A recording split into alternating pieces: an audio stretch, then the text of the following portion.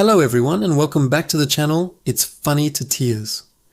Today I've got a story for you that is so universally relatable, yet so uniquely mortifying, that you're going to be laughing and cringing at the same time.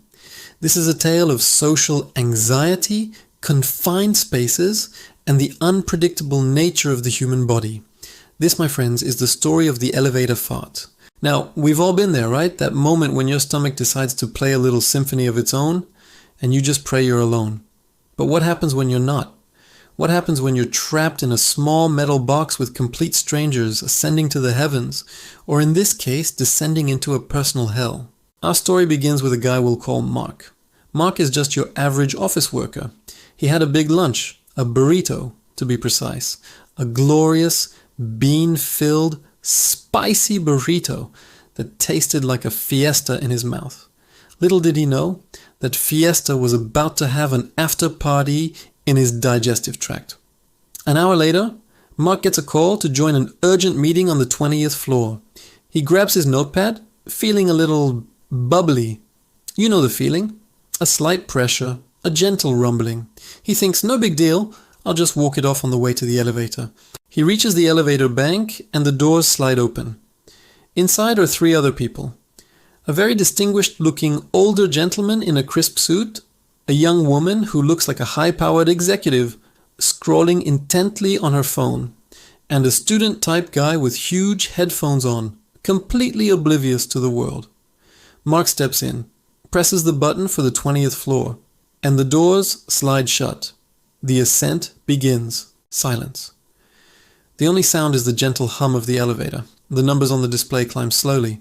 5, 6, 7, and with each floor the pressure in Mark's abdomen builds. It's no longer a gentle bubble, it's a full-on rebellion. His stomach is churning. He starts to sweat. He clenches.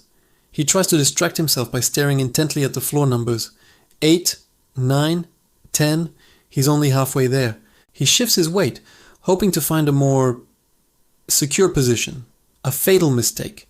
The shift causes a slight release of pressure. It wasn't the main event, but it was the warm-up act. A tiny, almost imperceptible squeak. Mark freezes. Did anyone hear it? The man in the suit clears his throat. The executive woman doesn't even look up from her phone. The guy with the headphones is bopping his head to some silent beat. Maybe, just maybe, he got away with it. False hope is a dangerous thing. Floor 12. The pressure is now immense. It's a force of nature that cannot be contained. Mark knows it's coming. He has a split second to make a decision. Does he try to mask it with a cough? Does he pretend to drop his pen? Or does he just stand there and accept his fate? He opts for the strategic cough. As the elevator passes the 14th floor, he prepares himself. He takes a small breath in, ready to let out a loud, theatrical cough. But his body has other plans. The fart had been waiting for its moment, and it was not going to be upstaged by a mere cough. Before the cough could even form in his throat, it happened. It wasn't loud. In fact, it was worse. It was silent. A silent but deadly assassin. A gaseous ninja that slipped out without a sound but carried with it the full, unadulterated essence of that lunchtime burrito. It was potent. It was undeniable. It was a declaration of war on the olfactory senses of everyone in that elevator. For a moment, nothing happened. The silence continued. Then, the smell began its slow, creeping invasion of the shared airspace. It started subtly, a faint hint of something not quite right. Mark's own eyes started to water. He dared not breathe through his nose. He focused on the numbers. 15, 16, come on. The executive woman, who had been glued to her phone, suddenly furrows her brow. She sniffs the air. A look of pure disgust spreading across her face. She subtly pulls the collar of her turtleneck up over her nose. Her eyes dart around the elevator, looking for the culprit. Her gaze lands on the older gentleman. He, in turn, is looking at her with a similar expression of accusation. The student with the headphones remains in his own world, blissfully unaware of the chemical warfare being waged around him. The tension in that small box was thicker than the smell itself. The woman looks at the man. The man looks at the woman. Then they both look at Mark. Mark tries his absolute best to look innocent. He puts on a face of confused disgust. as if he too is a victim of this invisible assault. He even gives a little sniff and a grimace for dramatic effect. He's not just a perpetrator, he's now an actor in his own tragedy. Floor 17. The older gentleman can't take it anymore. He lets out a loud, "Good heavens!" He starts fanning the air in front of his face with his hand, a completely futile gesture. This act breaks the dam of social etiquette.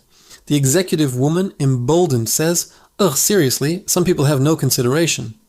Now here's the beautiful, tragic, hilarious part. The student, sensing the shift in the atmosphere, or perhaps just reaching the end of his song, pulls off his headphones. He takes a deep breath in, ready to ask what floor they're on, and his face just collapses. The look of pure, unfiltered shock and horror is something Mark will never forget. His eyes go wide and he just mouths the word, "Whoa!" So now all three of them are looking at each other, and Mark is just trying to become one with the elevator wall. The prime suspects are the three conscious adults. The student, having just entered the sensory realm, is immediately ruled out. So it's down to Mark, the woman, and the distinguished gentleman. It's a classic whodunit, except everyone knows who did it, including the one who did it. Floor 18. The woman, now fully committed to blaming the older man, gives him a withering glare. He, offended by the accusation, glares right back at her. A silent war of looks is being fought over the invisible cloud of shame that Mark has unleashed. Mark is praying for the elevator to speed up, to break down, anything to end this slow-motion nightmare. Floor 19. Almost there. The ding for the 19th floor sounds like an angel's harp. But nobody gets off. They are all in this together, until the bitter, smelly end. The executive woman mutters, "Can't wait to get out of this gas chamber." The old man huffs in agreement, still fanning the air. The student has wisely put his headphones back on, retreating to his safe space. Finally, the elevator dings for the 20th floor. The doors slide open, and it's like the parting of the Red Sea. Fresh, clean, non-burrito, scented air floods in. The three of them practically fall out of the elevator, gasping for air. The executive woman storms off without a backward glance. The older gentleman shakes his head, muttering about the youth of today, and walks away, still convinced it was the woman. And then there was Mark. He steps out last, taking a deep, cleansing breath. He is free, he survived. He turns to walk towards his meeting, a new man. A man who has faced the abyss and returned. But as he turns, he makes eye contact with the student, who is also getting off. The student looks at Mark, a slow grin spreading across his face.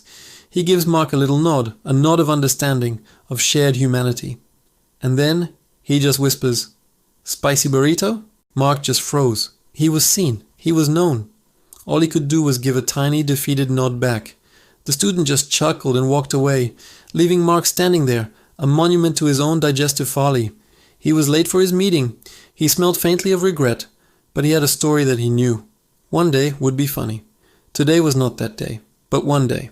And that, my friends, is the tale of the elevator fart. A cautionary tale about the dangers of a big lunch and the fragile nature of social contracts in confined spaces. We've all had our own version of this story. Maybe not in an elevator, but in a quiet library, a crowded bus, or during a first date. It's a universal human experience that is both mortifying and, let's be honest, absolutely hilarious. What's the most awkward situation you've ever found yourself in? Let me know in the comments below. Let's share the cringe together. It's good to laugh at ourselves, and stories like these remind us that no matter how embarrassing a moment feels, we all survive, and eventually it just becomes a great story to tell.